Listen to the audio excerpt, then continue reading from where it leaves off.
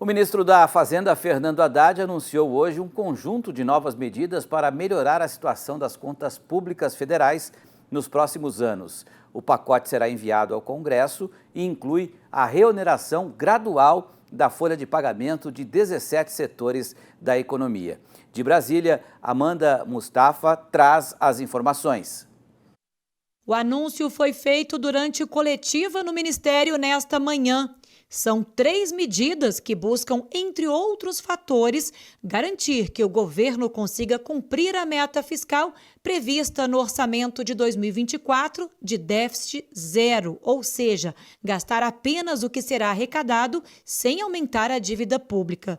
Segundo o ministro, a ideia é compensar as perdas de arrecadação e equilibrar as contas públicas. O que nós estamos fazendo enquanto equipe econômica é um exame detalhado, né, do orçamento da União. Isso vem acontecendo praticamente desde o ano passado, antes mesmo da posse. A primeira medida trata da limitação da compensação tributária de impostos pagos por empresas privadas, ou seja, de impostos que não serão recolhidos nos próximos anos para compensar impostos pagos indevidamente em anos anteriores e já reconhecidos pela Justiça. Nós estamos adotando um critério muito similar ao que a compensação de prejuízo das empresas. Quando uma empresa tem um prejuízo num determinado ano, ou em vários anos acumulado, ela começa a bater esse prejuízo nos anos subsequentes, mas limitado a um determinado percentual. Essa limitação a um determinado percentual é que dá à Receita Federal condições de acompanhamento do processo. Isso dá condições de você se planejar. De novo, nós estamos falando de causas quase que trilionárias. Não estamos falando de medidas tópicas, empresa a empresa. Nós estamos falando de causas trilionárias, R$500 bilhão. Então, nós estamos limitando o que a pessoa pode compensar de um ano para o outro. Tem empresas, inclusive multinacionais, que estão há anos sem pagar imposto. Nenhum, a título de compensação. Então, a empresa vai continuar podendo compensar, né? Mas ela vai estar limitada a um determinado percentual, que é de 30%, né, Bernice? Vai regulamentar. Vai para regulamentar. Vai ficar limitado a um determinado percentual para que a Receita tenha condições de planejar o resultado primário do ano com alguma garantia de que as suas projeções vão se confirmar. E para que a sociedade não tenha também uma noção distorcida do que de fato está acontecendo com o orçamento federal. A segunda medida diz respeito às mudanças no Programa Emergencial de Retomada do Setor de Eventos, o PERSE, criado na pandemia para beneficiar o setor cultural e prorrogado pelo Congresso em maio até 2026. Segundo Haddad, parte dos abatimentos tributários incluídos nesse programa será revogada gradualmente nesse período. A reoneração gradual da folha de pagamento dos 17 setores da economia que mais empregam no país chamou a atenção no pacote apresentado pelo ministro hoje. A ideia do governo é fazer a desoneração parcial apenas do primeiro salário mínimo recebido por cada trabalhador com carteira assinada. Segundo o governo, as 3 medidas anunciadas serão enviadas em uma única medida provisória. Se ela for publicada até o dia 31 de dezembro, passa a valer imediatamente e tem força de lei. Com isso, a desoneração integral da folha de pagamento, que foi prorrogada pelo Congresso Nacional até 2027, será anulada. A MP só deve ser analisada pelos parlamentares na volta do recesso a partir de fevereiro de 2024. Bom, e para analisar essas medidas do Haddad, né, e o cenário da economia brasileira para 2024, nós convidamos aqui a nossa dupla dinâmica, né, o Celso Grise, nosso professor de economia, e também o nosso querido Miguel Daoud.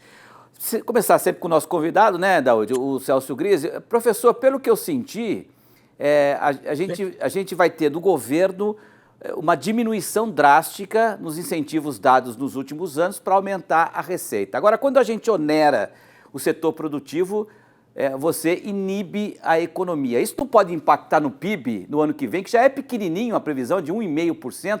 Qual que é a sua análise aí? Boa noite.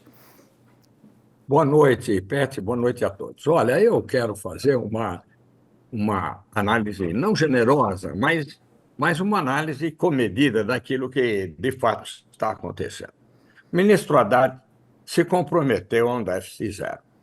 Ele tem que combater as chamadas despesas tributárias. Ele tem que acabar com essa série de incentivos, ainda que alguns setores venham se ressentir. Inteligentemente, ele está fazendo tudo de forma gradual, dando tempo às organizações para que elas possam se rearranjar a partir de outras variáveis que não só e apenas as tributárias. Eles têm que aumentar a sua competitividade, melhorando a inovação, melhorando, enfim, um conjunto de elementos de produção e de comercialização que podem, de fato, podem compensar as perdas que terão do ponto de vista tributário. Uma coisa, Pet, é verdadeira e nós temos que concordar. O ministro Haddad está pensando no país como um todo e no nosso orçamento como um todo, e na nossa dívida, no nosso endividamento. Ele não pode pensar apenas em setores. Ele deve privilegiar muito a sua atenção em relação aos setores, mas não pode renunciar desta forma, como tem sido renunciado os recolhimentos de impostos, que o país não suportaria. Isso em primeiro lugar. Agora, em segundo lugar, claro, um objetivo implícito que não foi declarado. Nós temos que cortar gastos em outros lugares também. Esses gastos não são muito do gosto do presidente da República, que o que ele quer fazer são programas sociais e populistas, não é? Ou programas que agradem à classe política. Então, de um lado, nós temos a luta do ministro Haddad, por um lado, e, por outro lado, nós temos a incompatibilidade de objetivos com o presidente da República, que insiste em não reduzir gastos como deveria reduzir. Perfeito. Daoud, agora, em relação aos prazos, né, pelo que disse a nossa repórter, a Mustafa, lá de Brasília, essa medida, se for assinada até 31 de dezembro, ela pode, assinada pelo Lula, né, ela entra como lei a partir de 1º de janeiro, ou seja, as empresas têm que voltar à velha tributação na folha de pagamento. Como é que você vê essa questão, né? E como é que fica a relação, né, do governo com o Congresso, porque o Congresso, né, derrubou os vetos do presidente Lula, né, e manteve a desoneração da folha até 2027. Boa noite, Daoud.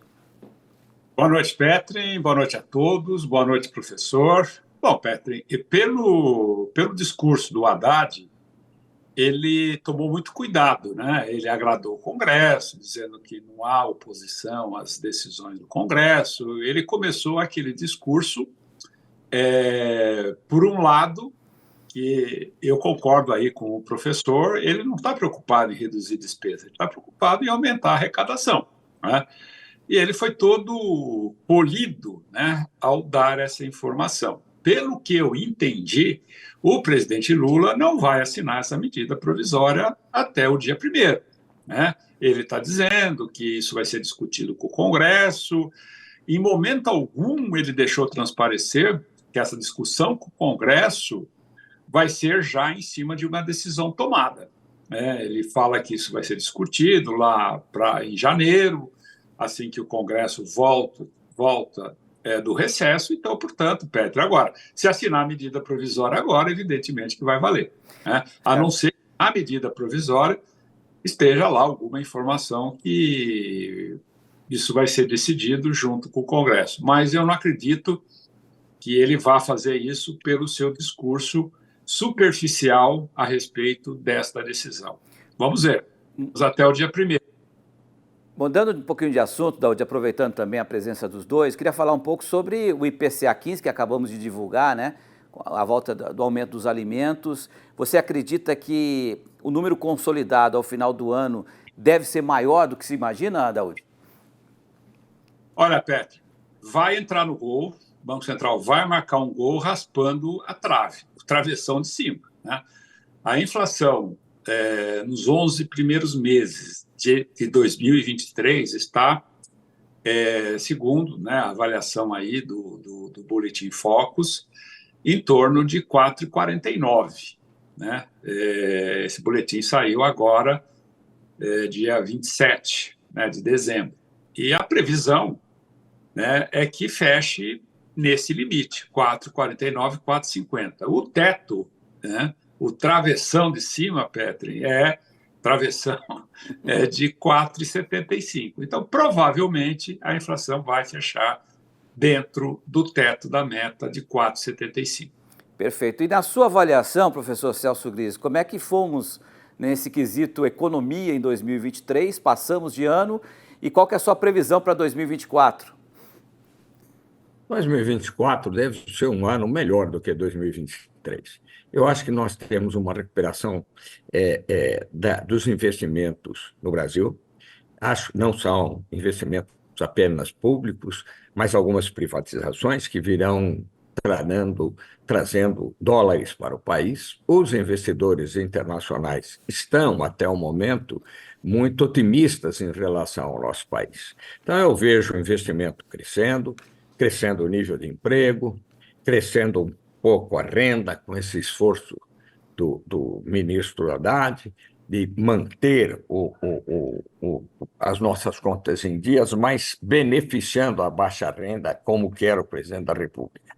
Isso aumenta o consumo. Então, vamos dizer assim, esse país tem pensado economicamente em fazer o crescimento pelo aumento do consumo.